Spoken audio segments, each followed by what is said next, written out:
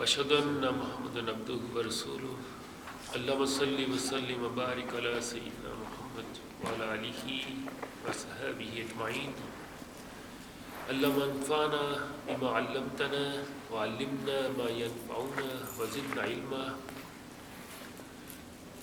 ربي اشرح لي صدري ويسر لي أمري واحلل عقدة من لساني يفقهوا قولي يا الله أنت حليم كريم عظيم تحب العفو فاعف عنا يا كريم ربنا لا تزغ قلوبنا بعد إذ هديتنا وهب لنا من لدنك رحمة إنك أنت الوهاب.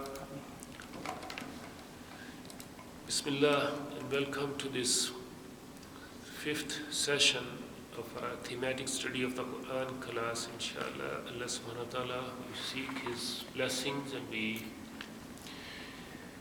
request that He opens our hearts to His book and give us the tawfiq to understand it deeply and implement it in our lives. We have examined the Quranic vocabulary and we looked at the word Ism Jalala, Allah subhanahu wa ta'ala.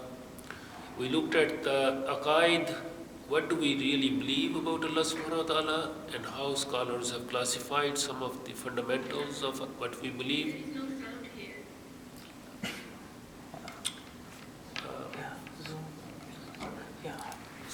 Jazakallah. Can you hear me now?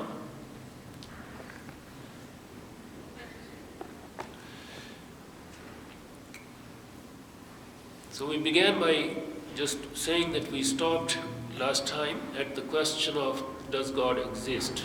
And before that we examined the Ism Jalala linguistically. And close the door please so the sound is better. And some of the books on aqaid about what we believe and why and how the concept of Allah subhanahu wa ta'ala emerged in our tradition through historical unfolding of certain currents when we examine the formulation of the aqaid. Today we are going to focus inshallah on the question, does God exist? And what does Allah subhanahu wa ta'ala say about this question in His book?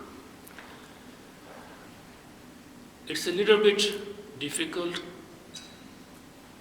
question and a little bit difficult session in the sense that, number one, the question of the existence of Allah subhanahu wa ta'ala, al-wujud, needs to remain the focus for our session today and not be confused with oneness of Allah subhanahu wa ta'ala, not be confused with the question of Tawheed, which is a totally different subject. Number two, we also need to distinguish between what human beings believe about Allah subhanahu wa ta'ala and what the question of existence itself entails. And number three, we remain to focus on the book of Allah subhanahu wa ta'ala, especially in this session. What does the Qur'an tell us about the existence of Allah subhanahu wa ta'ala? So this is the focus of our session today. There are connected questions which we will inshallah deal later. But today the question is, what does the Qur'an, what does Allah subhanahu wa ta'ala say in the book about His own existence? And it may be a shocking statement to make for some, that Allah subhanahu wa ta'ala does not address this question. This is so fascinating. Allah subhanahu wa ta'ala does not discuss the question of His own existence in the book of Allah subhanahu wa ta'ala. The reason is that the book of Allah subhanahu wa ta'ala is for human beings and to some extent for jinn as well. That's a different discussion. And the human mind is incapable of conceiving non-existent beings. It's impossible for the human mind to think of anything that does not exist.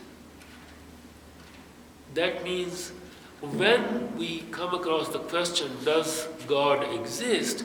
The answer is already in the question. Of course, God exists because you are asking the question, does God exist?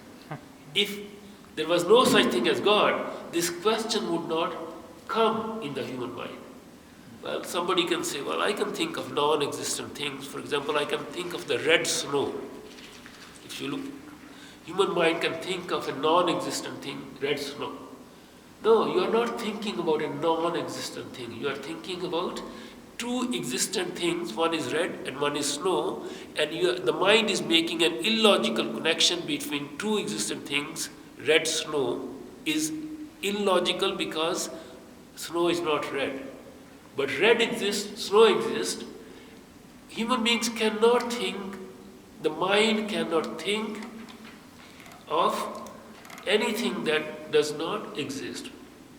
Now, example of this illogical connection which human mind is able to make is إِنَّ الَّذِينَ كَذَّبُوا بِآيَاتِنَا وَاسْتَكْبَرُوا عَنْهَا لَا تُفَتَّحُ لَهُمْ أَبْوَابُ السَّمَاءِ وَلَا يَدْخُلُونَ الْجَنَّةَ حَتَّى يَلِجَ الْجَمَلُ فِي السَّمِّ الْخِيَاطِ وَكَذَلِكَ نَجْزِي الْمُجْرِمِينَ. Surah Al-Araf, ayah number 40 says that إِنَّ الَّذِينَ كَذَّبُوا بِآيَاتِنَا وَاسْتَكْبَرُوا عَنْهَا, those who deny our ayats, our signs, and are proud or haughty against them, Allah subhanahu wa ta'ala tufattahu lahum abwabu samai wa la yadkhuluna al-jannah, they will not enter paradise. The doors of Jannah, of the Sama, would not be opened until a camel passes through the eye of the needle. Now, and everybody knows camel cannot pass through the eye of the needle. So this is an example in the Qur'an of a logical impossibility. Just like the red snow is logically impossible to conceive, although camels exist, eye of the needle exists, but they cannot go through. So Allah subhanahu wa ta'ala does not discuss the question of His own existence in the book of Allah subhanahu wa ta'ala, because the book of Allah subhanahu wa ta'ala is the speech, kalamullah, is His speech. The speaker who is speaking cannot say I exist or I don't exist. He majestically announces in more than in 36 ayah exactly, innani ana Allahu la ilaha illa ana fa'budni wa aqimis salata li zikri. Indeed, ana Allahu, I am Allah. Indeed, I am Allah. Allah subhanahu wa ta'ala declares His presence in His book in the first person without having to prove it. There are 36 ayahs, all of them containing this paradigmatic La ilaha illallah. La ilaha illahu. There is no God except Him, which is the concept of Tawheed, not of Wujud. Shahidallahu annahu la ilaha illah. Allah witnesses that there is no ilah except Him. One more time, the concept is of Tawheed, not of Wujud. Allahu la ilaha illa huwa Rabbul Arshil Azim. He is the Rabb of the Arshil Azim, specifying His dominion but not the existence. Allahu la ilaha illa huwa yuhyi wa yumit Rabbukum wa Rabbu abaikum al-awwalin. Fa'alam, know that annahu la ilaha illallah wastaghfir li zambika wa lil mu'minina wal mu'minati wallahu ya'lamu mutakallabakum wa maswaakum. Surah Muhammad, and many other, like 36 other ayahs. These are the statements of Allah subhanahu wa ta'ala about His absolute unicity, not His existence. When Allah subhanahu wa ta'ala sent the prophets, what did they do? Did they try to prove the existence of Allah subhanahu wa ta'ala, or did they invite people to Allah subhanahu wa ta'ala? So we have وَإِلَىٰ عَادٍ أَخَاهُمْ هُودًا قَالَ يَا قَوْمِ اعْبُدُوا اللَّهَ مَا لَكُم مِّنْ إِلَٰهٍ غَيْرُهُ إِنْ أَنْتُمْ إِلَّا مُفْتَرُونَ. So we sent to Ad, their brother Hud, who said, Ya Qawmi, O my Qawm, Ibudullah, worship Allah. There is no statement of proving the existence of Allah subhanahu wa ta'ala. And of course, this is not something that I am saying from myself. In our tafsir tradition, there are scholars who have actually asked this question. In this particular case, Razi says, وَفِيهِ سُؤَالٌ. In this is a question. وَهُوَ, and that is, إِنَّهُ كَيْفَ دَعَاهُمْ إِلَىٰ عِبَادَةِ اللَّهِ تَعَالَى قَبْلَ أَنْ أَقَامَ الدَّلَالَةَ عَلَىٰ ثُبُوتِ الْإِلَهِ تَعَالَى. How can, the question he says is, how can you ask someone to worship Allah before proving the existence of Allah subhanahu wa ta'ala? This is Razi asking the question. And he says, Kulna, and we say, Dalail al-Wajud Allah Ta'ala Zahira, Wahiya Dalail al-Afaq wal-Anfus, وَكَلَّمَا تُوجِدُوا فِي الدُّنْيَا طَائِفَةَ يَنْكُرُونَ وَجُودَ اللَّهِ تَعَالَى. The proofs for the existence of Allah subhanahu wa ta'ala are so manifest in the afaq, in the cosmos, and in their own beings, that there is no need to prove the existence of Allah subhanahu wa ta'ala. وَكَلَّمَا تُوجِدُوا فِي الدُّنْيَا طَائِفَةَ. And there has been very few groups in the dunya who have ever yankuruna wajud Allah, who have ever denied the wujud, the existence of Allah subhanahu wa ta'ala. Therefore, the prophets, وَذَلِكَ قَالَ تَعَالَى فِي صِفَةِ الْكُفَّارِ وَلَئِنْ سَأَلْتَهُمْ مَنْ خَلَقَ السَّمَاوَاتِ وَالْأَرْضَ لَا يَقُولَنَّ اللَّهُ. So that is why Allah subhanahu wa ta'ala says, if you ask the disbelievers who created the heavens and the earth, they would say Allah. Meaning, the kuffar also do not deny the existence of Allah subhanahu wa ta'ala. They deny worshipping Him alone, which is a totally different issue. Likewise, in terms of other prophets, we have لَقَدْ أَرْسَلْنَا نُوحًا إِلَىٰ قَوْمِهِ فَقَالَ يَا قَوْمِ اعْبُدُوا اللَّهَ. Again, the same phrase, O my qawm, O my people, worship Allah. Nuh alayhi salam. Same thing, إِلَىٰ مَدْيَانَ أَخَاهُمْ شُعَيْبًا alayhi salam, Ya qawmi اعْبُدُوا اللَّهَ. The same phrase is repeated by all prophets too. So he exists without having to prove himself about his existence. In the books of Aqaid that we mentioned a few times in the previous classes, remember that Mullah Ali Qari, who died in 1014 Hijrah, 1605, he said that Imam Abu Hanifa did not expound in detail the question of wujud, of existence of Allah subhanahu wa ta'ala, but confined himself to what is manifestly evident. So in all Aqidah books, we don't have discussions on the wujud, because that is taken as manifest inside human being in the very composition which we will inshallah mention shortly. Before we do that, I just want to clarify that the word kufr that exists in the Qur'an many times, disbelief, that's how it's translated. A kafir is a disbeliever, that's how we translate it. That does not mean disbelief in the existence of Allah subhanahu wa ta'ala. In our tradition, there is a specific branch of the sciences of the Qur'an, al-wujuh wal-nazair. These are the aspects of the vocabulary of the Qur'an that are used. So one word, for example, can have many aspects. And in the case of al-kufr, al-Halal al-Askari, who died in 105, he says that in the Qur'an, al-kufr is used from three aspects.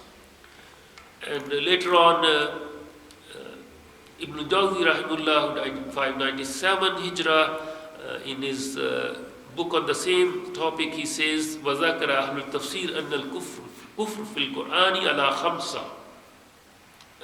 5 aspects.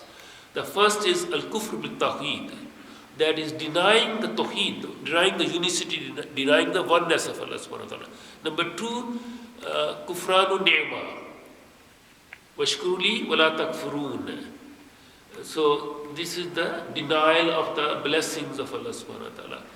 الثالث التبرع يوم ثم يوم القيامة يكفر بعضكم ببعض. On the day of Qiyamah, some of them would say, we have nothing to do with you. So that's the kufr, that's the denial of the relationship. والرابع الجهود, which is to deny, it's called the disbelief of refusal. Shaitan knew the existence of Allah subhanahu wa ta'ala. Abu Jahl knew the existence of Allah subhanahu wa ta'ala, but they denied, they refused to believe. They did not say that you don't exist. They said, I don't believe. So this is the difference. And finally, the fifth usage is just the linguistic usage of covering up. We will inshallah have several sessions on the theme of disbelief itself. But right now I just wanted to clarify the word kufr in the Qur'an does not refer to the denial of the existence of Allah subhanahu wa ta'ala. And what's more important to know, in classical Arabic, there is not even a word for what we call atheism today. Isn't that fascinating? Atheism and atheist, these are the English words from the Latin, they don't exist in the Quran or in the classical Arabic. It's only in modern times that this word has come into existence in Arabic language. How do we say atheist in Arabic today? An atheist is a mulhid. Atheism is ilhad. There are actually two words. One is ilhad and the second is dahriya. Dahriya is in Persian, I don't know, maybe it's in Turkish as well, from al-dahr. In Persian, in Urdu, dahriya is an atheist and dahri is atheism. And ilhad in Arabic. Now, we don't have these, we have the word, both of these words in the Quran. And this is an example of how you were asking how the language, classical language does not exist. It exists now, but this is a beautiful example of how the meaning has changed. Because the word ilhad exists in the Quran, but not as atheism. Its meaning is totally different, and we'll look at it. So mulhid is also there. Even the verbal form is there, but it doesn't mean atheism. And likewise, ad-dahr is, the root exists twice in the Quran, but not in the sense of atheism. Let's look at it. So when we go to the classical Arabic, we don't find ilhad being used as atheism, but in Hans Wehr's dictionary of modern spoken written Arabic, it's a modern dictionary, which is a very fascinating dictionary in itself, because it's a fundamental tool that we have today. But because he was a German, he wrote it in German initially, it was translated into English. And because they said he wrote this dictionary to translate Hitler's book into Arabic, from German to Arabic, so he's blacked out. You won't find any information about Hans Wehr. Allah knows what his state was. Regardless, he says ilhad is apostasy, and a mulhid is a person who denies the existence of God. Now the root lahad exists in the Quran. It's used 6 times. 3 times as verb yulhid, once the form 4 verbal noun ilhad, and twice as multahad. And none of these refer to atheists.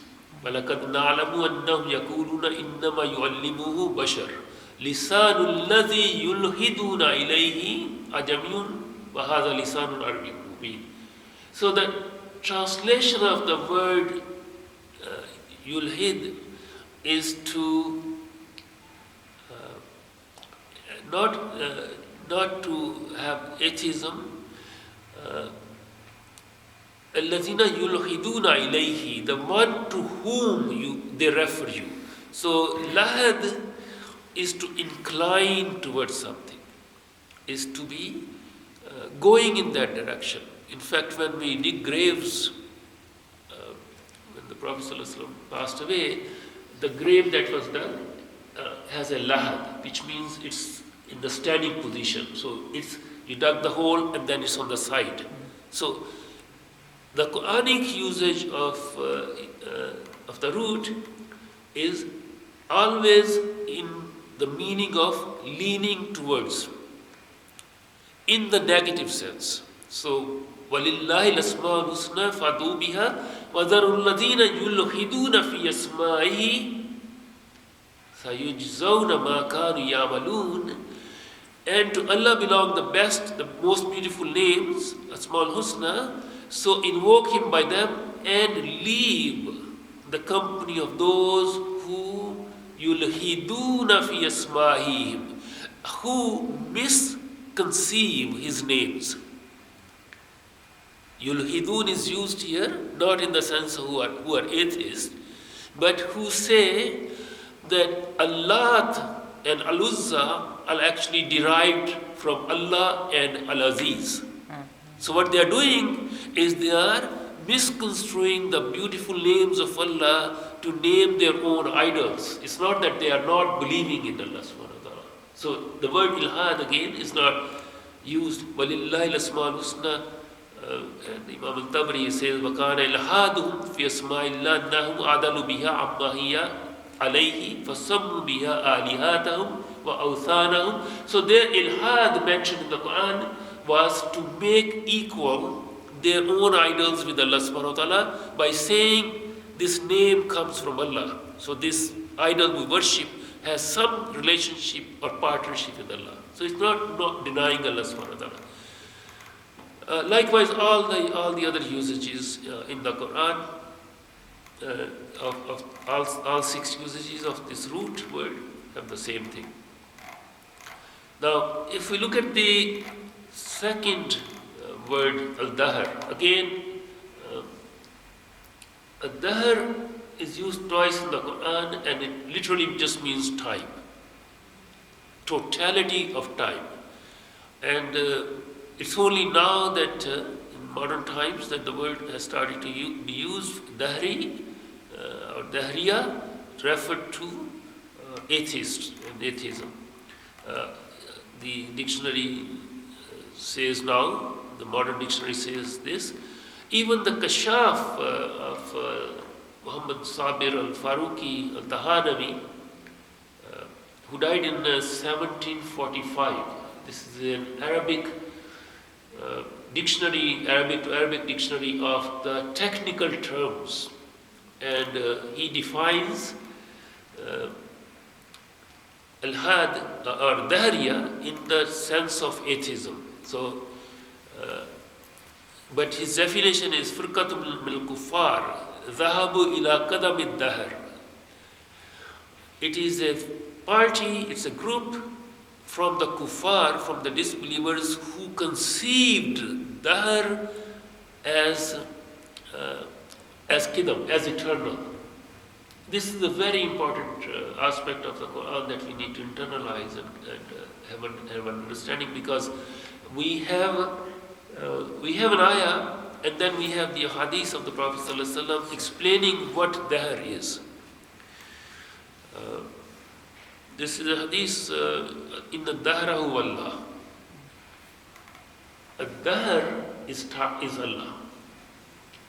What does that mean? This is a very tricky situation, so we need to pay full attention here.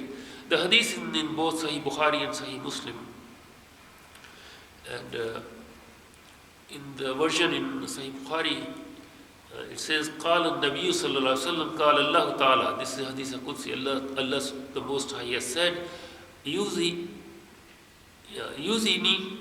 ابن آدم يسب الدهر وأنا الدهر بيد الأمر أقلب الليل والنهار. The son of Adam harms me. Again, very tricky translation, I will explain it. Yusubud dahar, by Sub is when you disrespect, when you show disrespect, when you malign somebody, when you call names. وَأَنَا الدَّهْرُ, and I am dahr, and I am time. بِيَدِي الْأَمْرُ أُقَلِّبُ بُاللَّيْلَ وَالنَّهَارِ, and I am time. Yuqall is going back and forth. I change the night and the day. The time is a very, very difficult concept to go into. Allah subhanahu wa ta'ala created time, but He is above time. There is no past, present, future. The human condition is such that we cannot think outside the past, present, and future. We have no ability to think beyond the concept of time. So this is where, just as we have no way of conceiving Allah subhanahu wa ta'ala's being, we have no way to transcend time, because we are just not made for that. We always have the constraints of three specific aspects of time. Either whenever we think of time, either it's in the past or present or future. The eternity of time, An-Dahr here is explained in the sense of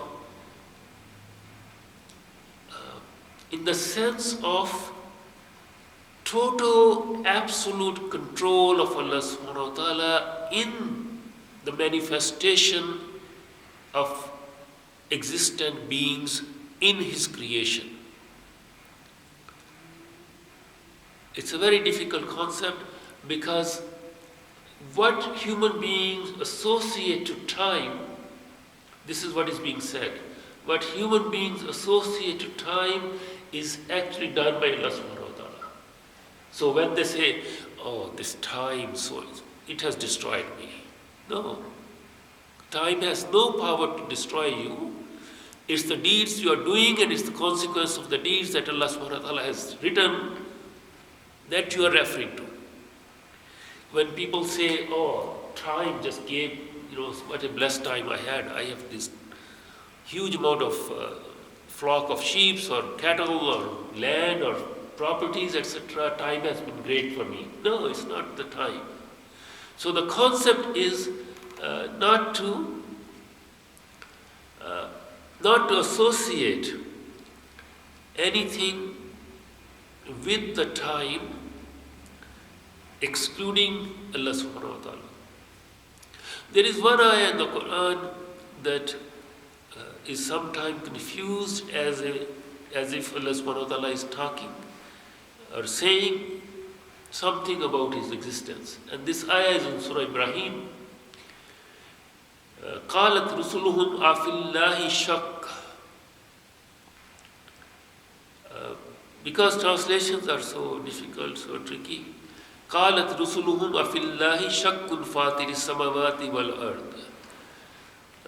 Their messengers said, do you have doubt? Fillahi. This is the tricky part in the phrase. Do you have doubt? Fillahi, in Allah. So if you read a translation of this ayah from Surah Ibrahim, this is the 10th ayah, and it says, do you doubt the existence of Allah subhanahu wa ta'ala? If the translation or the translator inserts existence of in the brackets in the translation, know that this is not a valid translation. How do we know this? Because if you look at the tafasirs, they say this is istifham manahul inkar. This is a question and its meaning is negation. And if you look at the context, it is alam ya'tikum naba'ul ladhina min qablikum. Has the news of those who were before you not reached you? قوم نوح وعاد وثمود, the people of Nuh, Ad and Samud, والذين من بعدهم, and those who came after them, لا يعلمهم إلا الله, nobody knows them, how many people came after them except Allah. جاءتهم رسلهم بالبينات فردوا أيديهم في أفواههم وقالوا إنا كفرنا بما أرسلتم به وإنا لا في شك مما تدعوننا إليه مريب. They said that when the prophets came with bayinat, with clear manifest signs, and they invited them to worship Allah subhanahu wa ta'ala, they said, inna kafarna bima ursiltum, we disbelieve with what you have been sent, meaning worship of Allah subhanahu wa ta'ala. So they did not say that we do not believe in the existence of Allah subhanahu wa ta'ala, but they rather said in the worship of Allah. The second explanation given is that whether this Rasulun afillahi shakkun, the shak, the doubt, is connected to Fatir samawati wal earth. That they doubted that Allah is the Fatir of samawat and the earth. Allah is the originator of the heavens and the earth. They doubted this part, not the existence of Allah subhanahu wa ta'ala. So all the tafasirs are there, but there are occasional questions in tafasirs about it too. For example, Ibn Juzay, in his Al-Tasheer al-Alum al-Tanzil, لِقَوْلِهِمْ أَفِي اللَّهِ شَكٌّ الْمَانِي أَفِي وُجُودِ اللَّهِ شَكٌّ أَوْ فِي مَهْدَانِيَتِهِ. So he does say that, is this a question, is the word doubt connected to the wujud, to the existence of Allah subhanahu wa ta'ala, or to his unicity, to his tawheed, oneness, or to the statement that he is the Fatir samawati wal earth.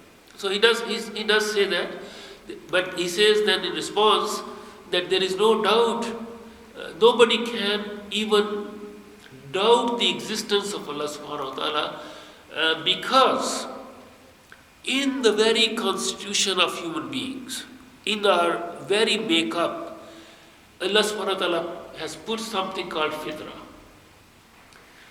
And فَاقِمْ وَجْهَكَ لِلدِّينِ حَنِيفًا فِطْرَةَ اللَّهِ الَّتِي فَطَرَ النَّاسَ عَلَيْهَا لَا تَبْدِيلَ لِخَلْقِ اللَّهِ ذَلِكَ الدِّينُ الْقَيِّمُ وَلَكِنَّ أَكْثَرَ النَّاسِ لَا يَعْلَمُونَ.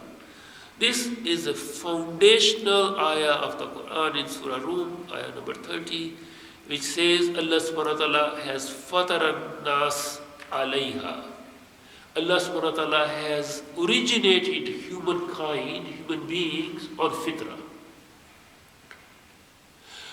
Fitra is the primordial, original concept of the existence of Allah subhanahu wa ta'ala that is in the constitution of all humankind.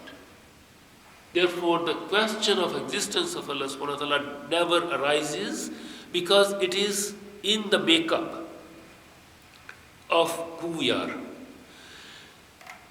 The fitra is that virtue by which, if you ask a newly born child who created you, and if the child could answer, would say Allah. The child would say Allah, if the child could answer, before any other influence comes on the child. And this leads us to the very famous, well-known hadith of the Prophet ﷺ about every child, fitratallah allati fatara an-nas alayha, that every child is born upon fitra. So we need to understand what fitra is. And Abu Ubaid al-Harabi, rahimahullah, he says, وَهُوَ مَعْرِفَةِ الْغَرِيزَةِ وَالطَّبِيعَةِ وَإِلَى هَذَا وَقَتِ الْإِشَارَةِ فِي قَوْلِهِ وَلَئِنْ سَأَلْتَهُمْ مَنْ خَلَقَكُمْ لَيَقُولُنَّ اللَّهُ. This, he says, is that ma'rifatul ghariza. It's very hard to translate this. This is the innate, primordial, built-in awareness, consciousness of Allah subhanahu wa ta'ala. ما من مولود إلا يولد على الفطرة فأبواه يحودانه أو ينصرانه أو يمجسانه. This is the very famous hadith of both in Sahih Bukhari, Sahih Muslim, and all the other collections, that the Prophet ﷺ says that no child is born except al-fitra, except on fitra, and it is the parents who make him or her into a Jew or a Nasrani, or a Christian, or a Mujasani. Like all of these are so apparent that scholars have not discussed the wujud question because it was considered self-evident. So the prophets came not to prove the existence of Allah subhanahu wa ta'ala, rather they came to call to Him. One other proof, and this is the last thing I want to say about this, is that the Prophet ﷺ, a funeral prayer should be offered, he said, for every child, even the child was born out of lawful relationship. Funeral prayer should be offered even if the child is born out of lawful relationship, because every child وَأَنَّهُ وُلِدَ عَلَى فِطْرَةِ الْإِسْلَامِ. So it's obligatory to have the funeral prayer even for a situation like that. So that also proves that. And then there is this other hadith about وَإِنِّي خَلَقْتُ عِبَادِي حُنَفَاءَ كُلَّهُمْ وَإِنَّهُمْ آتَتْهُمُ الشَّيَاطِينُ فَاجْتَالَتْهُمْ عَنْ دِينِهِمْ. So shayateen, every child is born as Hanif, which is another name for the fitra or another synonym in addition to other parts attached to it. So the meaning of fitra is upon which Allah subhanahu wa ta'ala has created all human beings. فَإِنَّهُ تَعَالَى فَتَرَى خَلَقَهُ عَلَى مَعْرِفَتِهِ وَتَوْحِيدِهِ. Both of them, Allah subhanahu wa ta'ala has created us on His knowledge and on His. Another proof that every child who comes into this dunya comes with the acknowledgement and with the built-in awareness of the existence of Allah subhanahu wa ta'ala is in Surah Al-Araf. وَإِذْ أَخَذَ رَبُّكَ مِنْ بَنِي آدَمَ مِنْ ظُهُورِهِمْ ذُرِّيَّتَهُمْ وَأَشْهَدَهُمْ عَلَىٰ أَنفُسِهِمْ أَلَسْتُ بِرَبِّكُمْ قَالُوا بَلَىٰ شَاهِدْنَا. This is a very important aspect of the pre-eternal mithaq that we made with our Creator in the spiritual world when Allah subhanahu wa ta'ala took all the children of Adam alayhi salam out from his being and asked them, Alastu bi rabbikum, am I not your Rabb? And we all said, Bala, indeed you are. And Allah subhanahu wa ta'ala says that He did this so that on the day of Qiyamah, we wouldn't be able to have an excuse and say, oh, we didn't know about you.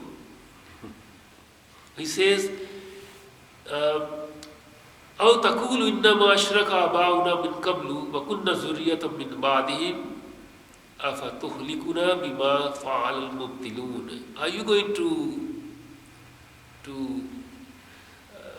punish us because when we were born, our parents were already doing shirk with you, and we didn't know about that you are La ilaha illallah.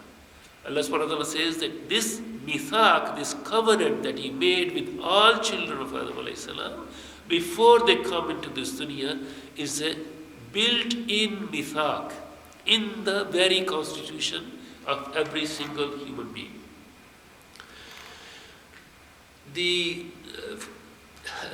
If Allah subhanahu wa ta'ala gives us one more example, if we are in the ship and the ship really starts to, there is storm in the ocean and we know death is coming. He says, هو الذي يسيركم في البر والبحر حتى إذا كنتم في الفلك وجرين بهم بريح طيبة ففرحوا بها جاءتها ريح عاصف وجاءهم الموج من كل مكان وظنوا أنها محيطة بهم. At that time, when the waves are coming and the ship is just going to sink and we see the death, what do people say? Allah mukhlisina lahuddin. They call Allah at that time. So in case when human beings are in that situation where they actually experience death, not just think about it. This is the experiential reality that death is right there whom they call Allah subhanahu wa ta'ala. Now, one last thing about this is a beautiful thought experiment that if we were to conceive of a child who is born, and we said that every child is born upon fitrah, and if we take that child, put the child on an island and just leave the child there, somehow we construe a situation where the child doesn't die, grows up, would the child find in his own or her own being the existence of Allah subhanahu wa ta'ala or not? Wouldn't that be a fascinating thing to do? To prove, if we need proof. And Abu Bakr Muhammad bin Abdul Malik Ibn Tufail al-Qusay, he was an Andalusian polymath, writer, philosopher, a qadi, like a judge. He actually did that experiment. He wrote a book called Hayy Ibn Yaqzan, Living the Son of the Awakened. And the story is a philosophical novel written way back in 1150 or so. He takes a child, the child is dropped on an island, there is no human being on this island. A dog comes and looks at this new baby and starts to feed, starts to take care of this child. The child doesn't die, and the story goes from this newborn child going through stages of consciousness, of growth, of being able to stand up. No language, there is nothing, just the deer and the does. There is no human being. So there are 7-year stages through which the child goes, slowly learns, oh, there is this food I can eat. I can now walk upright. There is no speech coming. And then the growth of the child into a conscious human being, an adult. And how the child reaches the conclusion when looking at the world around us, the coming and going of the night and the day, the sun and the moon, the stars, inside the child, who now grown up, comes the consciousness that there must be a creator of all of this. And then it's a beautiful story, because then a shipwreck happens and somebody from another island, one other human being shows up on the island, on this island, and then they meet. For the first time, this child meets a human being who was among other human beings, who knew, who believed, etc.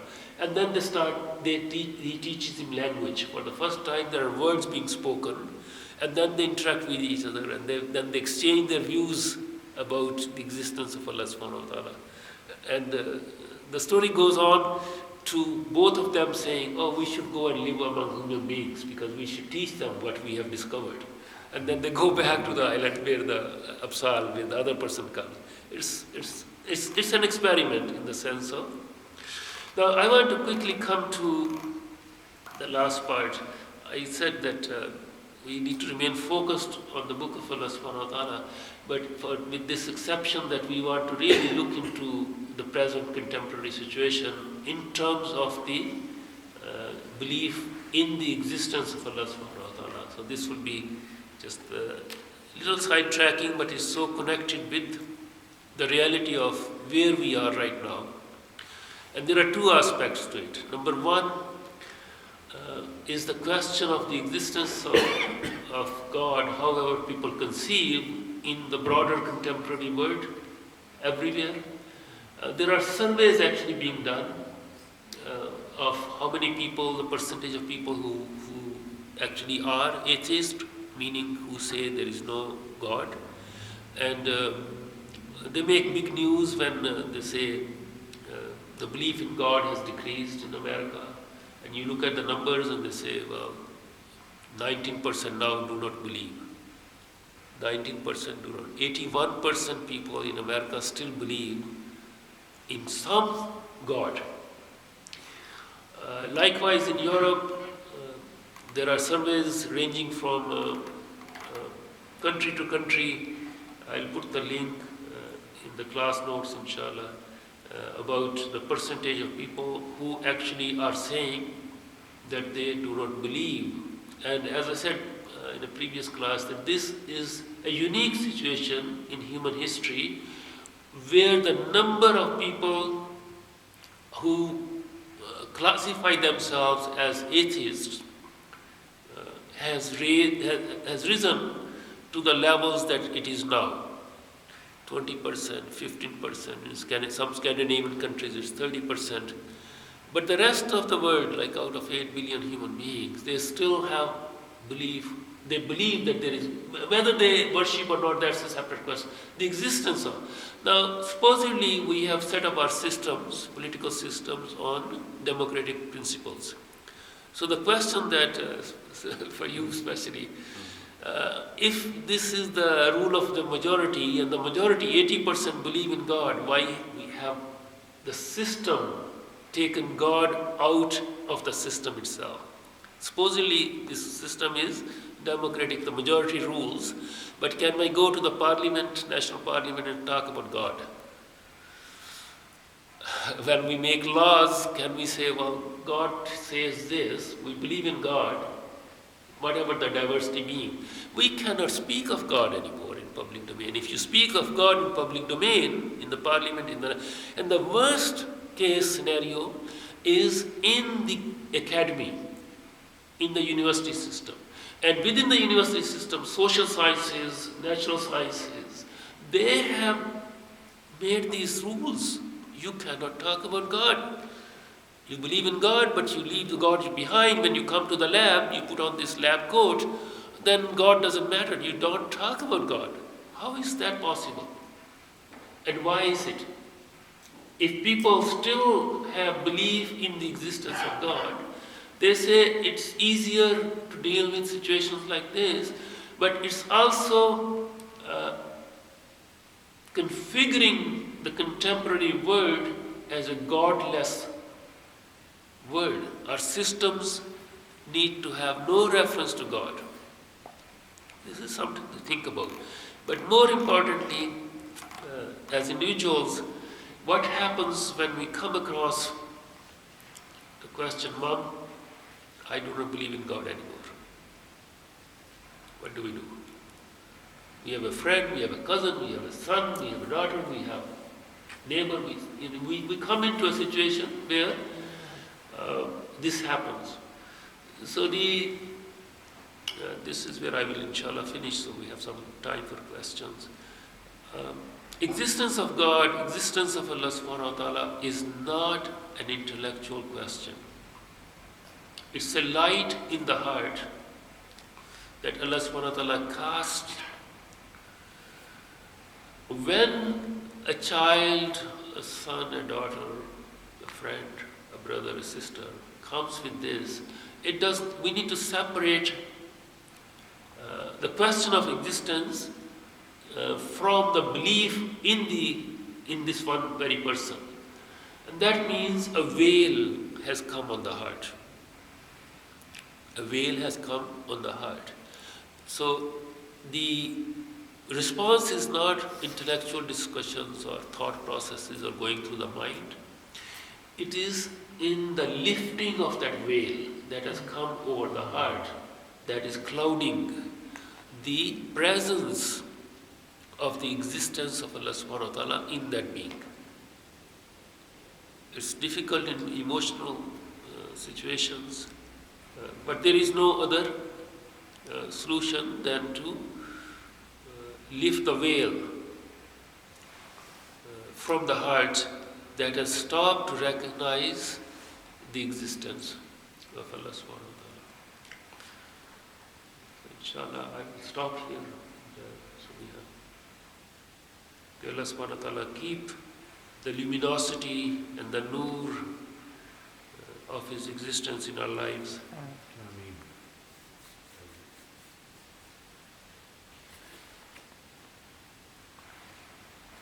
I have a request with connection with this. If you can translate the last verse of Surah Ikhlas, because the different translation I'm reading, it says, and no one existed like him, or nor is anyone equivalent to him. So what would be the actual translation? لَمْ يَكُنْ لَهُ كُفُوًا أَحَدٌ. So it's the kufuwan part that is the key word here. وَلَمْ يَكُنْ لَهُ, and there is none kufuwan. Kuf is like equal. So if we have water levels in two containers and they are equal.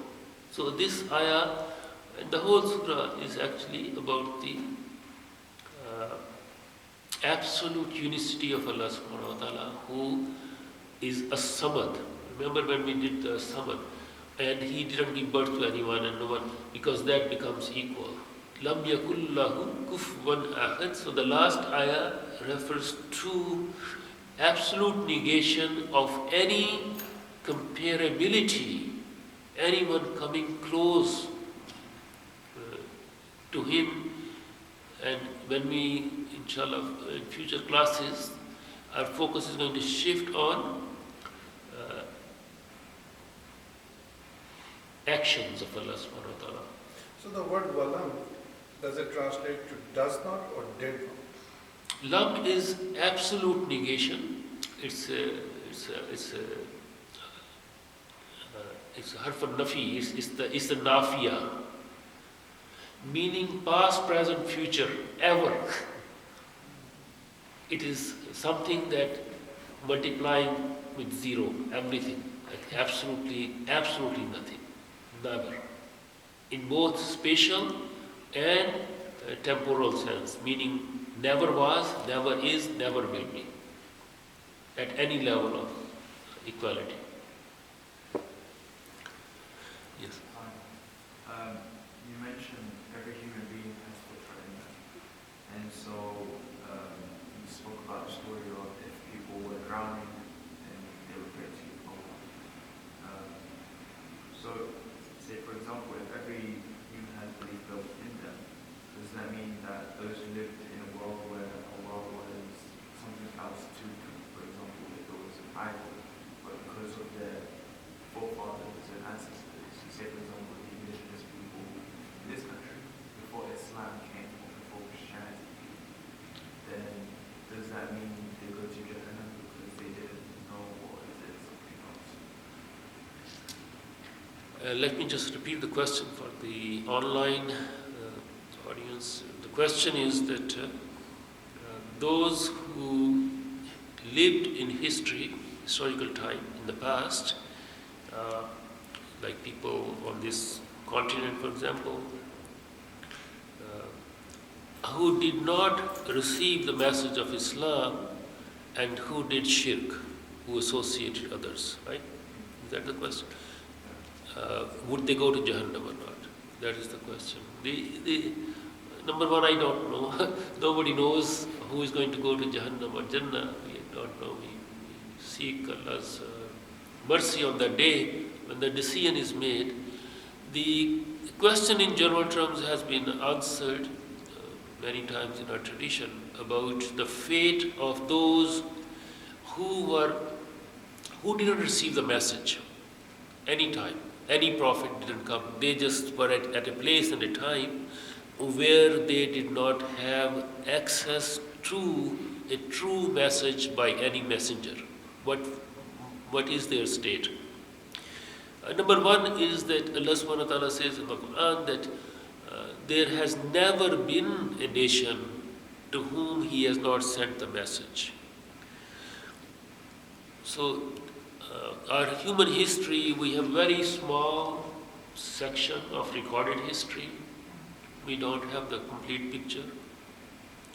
We have backwardly constructed history on the basis of our own beliefs in terms of finding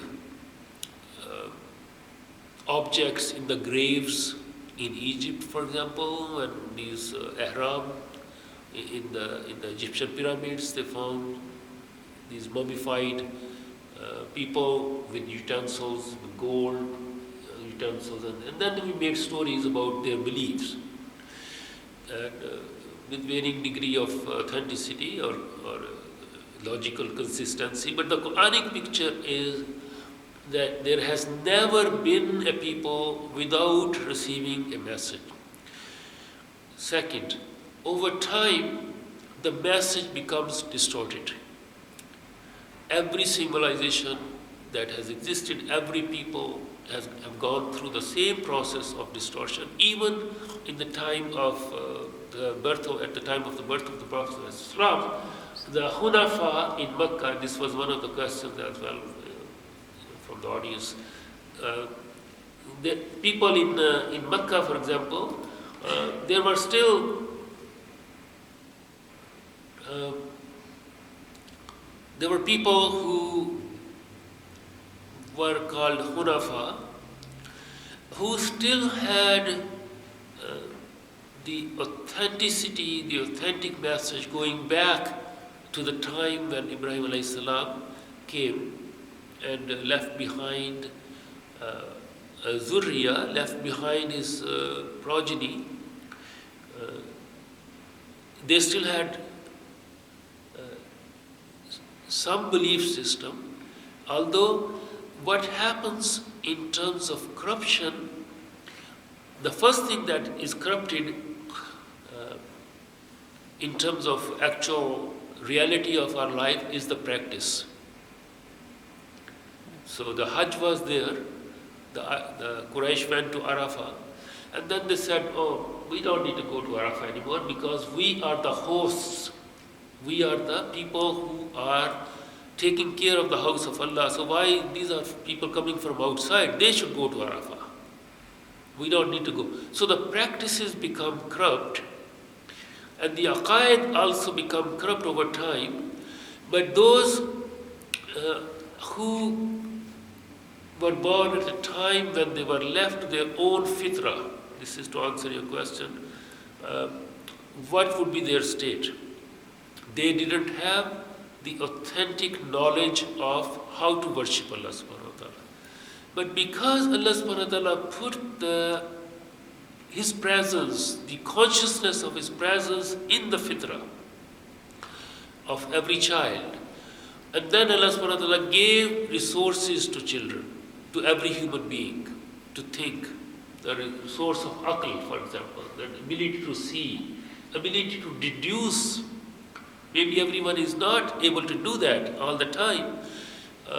But because Allah subhanahu wa ta'ala has made us mukallif, He has made us answerable to the resources that He has given us, we will be asked, so you had aql, afala taqilun, why don't you reflect?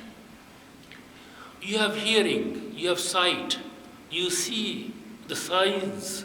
And when we go to the next session, inshallah, what are the signs that Allah subhanahu wa ta'ala points us to? So these are some of the answers which have been given. Now, is it fair to say that casting doubt on the existence of Allah subhanahu wa ta'ala makes the existence of the universe, including very existence of human being, doubtful? No, because the creation, not necessarily, because the creation of Allah subhanahu wa ta'ala is one of the acts of all of Allah subhanahu wa ta'ala. So if we doubt the existence of Allah subhanahu wa ta'ala, it does not necessarily mean that we doubt the existence of the universe, because we have other ways of constructing the